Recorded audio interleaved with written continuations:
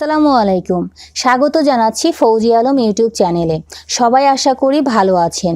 মাউসের সাথে পরিচয় নেই বা মাউস চেনেন না এমন ব্যক্তি নেই বললেই চলে। মাউসের দুইটি বাটন আছে, লেফট বাটন, রাইট বাটন। আজকে আমরা ডেস্কটপে রাইট বাটনের কাজ দেখব। আশা করি ভিডিওটির সাথেই থাকবেন, স্কিপ করবেন না।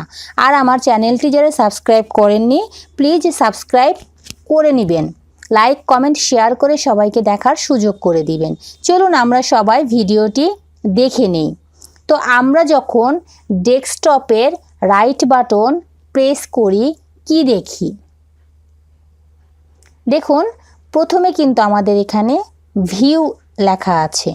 ভিউতে ক্লিক করলে এখানে দেখুন যে অপশনটা এসেছে large icon, medium icon, small icon.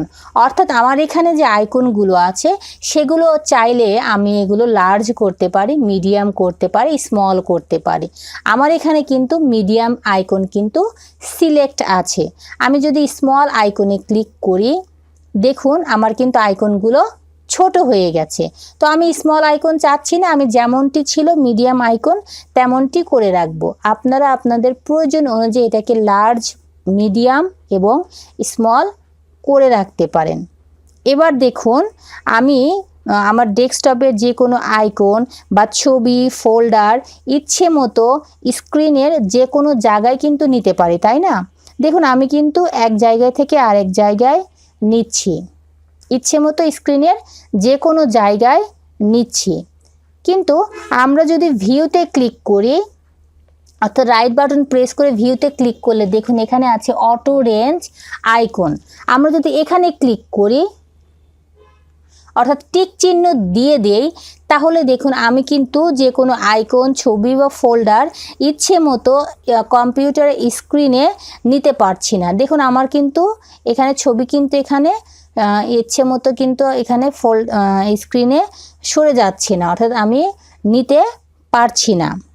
তাই আপনারা খেয়াল রাখবেন যদি এরকম হয় ভিউতে গিয়ে আপনারা দেখে নেবেন অটো অ্যারেঞ্জ আইকনে টিক চিহ্ন আছে কি নেই। প্রয়োজন অনুযায়ী আপনারা এটিকে ব্যবহার করতে পারেন। তো আমি যদি টিক চিহ্ন উঠিয়ে দিই এখন দেখুন আমি যে কোনো ছবি, ফোল্ডার ইচ্ছে মতো স্ক্রিনের যে কোনো জায়গায় নিতে পারছি। আপনারা এইভাবেই ব্যবহার করতে পারেন। আবার আমরা রাইট বাটন প্রেস করে ভিউতে যাব। দেখুন আমরা যখন ভিউতে গেলাম এখানে দেখুন শো ডেস্কটপ আইকন, এখানে টিক মার্ক দেয়া আছে। আমি যদি টিক মার্কটি উঠিয়ে দেই আমার কিন্তু আইকনগুলো হাইড হয়ে যাবে। দেখুন এখানে কিন্তু আমার আইকনগুলো আর শো করছে না।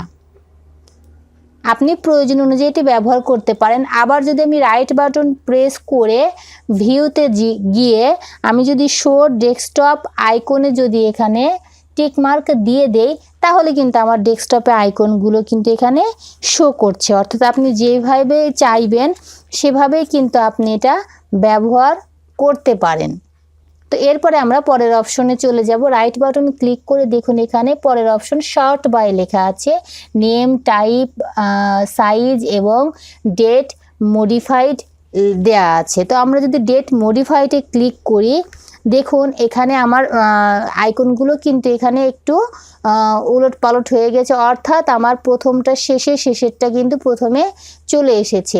এটা হচ্ছে আপনি যে আইকনগুলো আপনি সিরিয়াল করেছেন, অর্থাৎ যে তারিখে কাজ করেছেন, সর্বশেষ যে কাজটা করেছেন সেই কাজটা, সেই ফোল্ডারটা, সেই ছবিটা আপনার প্রথমে চলে আসবে এবং সেই অনুযায়ী সিরিয়ালি বাই আপনার ফোল্ডার আইকনগুলো চলে আসবে। দেখুন আমি এটি কাজ করেছি 4 অক্টোবরে।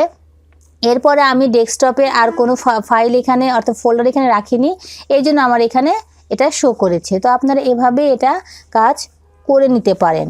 এরপর আমরা চলে যাব রাইট বাটন প্রেস করে পরের অপশনে। দেখুন এখানে রিফ্রেশ আছে, অর্থাৎ আমরা কম্পিউটার ওপেন করার পর আমরা কিন্তু অনেক সময় ধরে আমরা এটাকে অনেকবার রিফ্রেশ করি, কম্পিউটার যেন হ্যাং না হয়ে যায় বা কম্পিউটার জ্যাম হয়ে গেলে আমরা কিন্তু এটা রিফ্রেশ করি। রিফ্রেশ করলে আপনার কম্পিউটারটা কিন্তু অনেক ভালো থাকে। দেখুন আমি কিন্তু বারবার এখানে রিফ্রেশ করছি। এরপরে আমরা পরের অপশনে যাব। দেখুন পেস্ট শর্টকাট আছে, দুটি ইনঅ্যাক্টিভ আছে। অর্থাৎ আমি যখন কোনো ফাইল ফোল্ডার কপি করব তখন আমার এটা পেস্ট শর্টকাটটা কিন্তু অ্যাক্টিভ হয়ে যাবে। আমি পেস্টে ক্লিক করলে আমার ছবিটা কিন্তু আবার এখানে পেস্ট হয়ে যাবে। দেখুন আমার কিন্তু এখানে পেস্ট হয়ে গেছে। এরপরে আমরা পরের অপশনে যাব, আনডু ডিলেট। অর্থাৎ কোনো কিছু ডিলেট করলে আনডু ডিলেট বা কিবোর্ড থেকে Ctrl+Z ক্লিক করলে এটি ডিলেট হওয়া ফাইলটি কিন্তু আবার চলে আসবে। দেখুন আমি একটি ছবি এখানে ডেস্কটপের ছবি আমি এখানে ডিলেট করছি। দেখুন আমি ডিলেট করলাম। ডিলেট করার পরে আপনি যদি রাইট বাটন ক্লিক করে আনডু ডিলেটে ক্লিক করেন বা কিবোর্ডের Ctrl+Z ক্লিক করেন তাহলে কিন্তু আবার সেটা ডিলেট হওয়া ফাইল কিন্তু চলে আসবে। এভাবে আপনারা কাজ করতে পারেন। তো আমি যদি আবার রিডু ডিলেট করি, এখানে রাইট বাটন ক্লিক করে রিডু ডিলেটে ক্লিক করলে আমার কিন্তু ফাইলটি একদম ডিলেট হয়ে যাবে, আমি কিন্তু আর সেটা ফেরত আনতে পারবো না। এরপরে দেখুন আমরা আবার রাইট বাটন প্রেস করব। দেখুন রাইট বাটন প্রেস করলে এখানে নিউ লেখা আছে, এখানে folder, shortcut, Microsoft access database অর্থাৎ মাইক্রোসফট ওয়ার্ড, পাওয়ার পয়েন্ট, এখানে টেক্সট ডকুমেন্ট সব কাজ আছে। আপনি নিউতে ক্লিক করে এখানে অসংখ্য কাজ আপনি এখানে করে নিতে পারেন। ফোল্ডার ক্রিয়েট করতে পারেন, শর্টকাট করতে পারেন, যে কোনো কিছু আপনারা এখান থেকে করতে পারেন। তো এরপরে আমরা চলে যাব নিউ এর পরে আমাদের ডিসপ্লে সেটিংস আছে। এখানে যদি আমরা ক্লিক করি দেখুন এখানে অনেক অপশন আছে, আপনি চাইলে এগুলো ইচ্ছে মতো আপনার সুবিধা অনুযায়ী কাজ করতে পারেন। দেখুন এখানে change the size of text apps and other items আছে, এখানে আপনার ওরিয়েন্টেশন আছে, এখানে অ্যাডজাস্ট ব্রাইটনেস লেভেল আছে। আপনারা এগুলো নিজের ইচ্ছা মতো আপনারা এটাকে অ্যাপ্লাই করে নিতে পারেন। এরপরে আমরা আবার মাউসের রাইট বাটন প্রেস করে দেখব কি আছে, পার্সোনালাইজ আছে। তো এখানে যদি আমরা প্রেস করি এখান থেকে দেখুন আপনি কম্পিউটারের ব্যাকগ্রাউন্ড, এখানে কালার, লক স্ক্রিন চেঞ্জ করতে পারেন। দেখুন ব্যাকগ্রাউন্ডে ক্লিক করে আপনি এখানে পিকচার যে কোনো ইচ্ছা মতো এখানে পিকচার নিতে পারবেন, বা আপনি ব্রাউজ করে আপনার কম্পিউটার থেকে যে কোনো ছবি আপনি আপনার ব্যাকগ্রাউন্ড, ডেস্কটপের ব্যাকগ্রাউন্ড ব্যবহার করতে পারেন। দেখুন ইচ্ছে মতো আপনি যে কোনো ছবি আপনার কম্পিউটারে ব্যাকগ্রাউন্ড হিসেবে ব্যবহার করতে পারেন। তো সলিড কালারে যদি ক্লিক করা যায়, দেখুন সলিড কালারেও আপনি আপনার পছন্দ অনুযায়ী এখানে কালার কিন্তু আপনি চেঞ্জ করে নিতে পারেন। এরপরে আছে স্লাইড শো, আপনি এখানে স্লাইড শো কাজ করতে পারেন, ব্রাউজ করতে পারেন ইচ্ছে মতো যে কোনো ছবি, এবং সেই স্লাইড শোটা কত মিনিট পর পর হবে আপনি সেটাও এখান থেকে সিলেক্ট করে নিতে পারবেন খুব সহজেই। এরপরে দেখুন আমরা পিকচারে দিয়ে রাখলাম।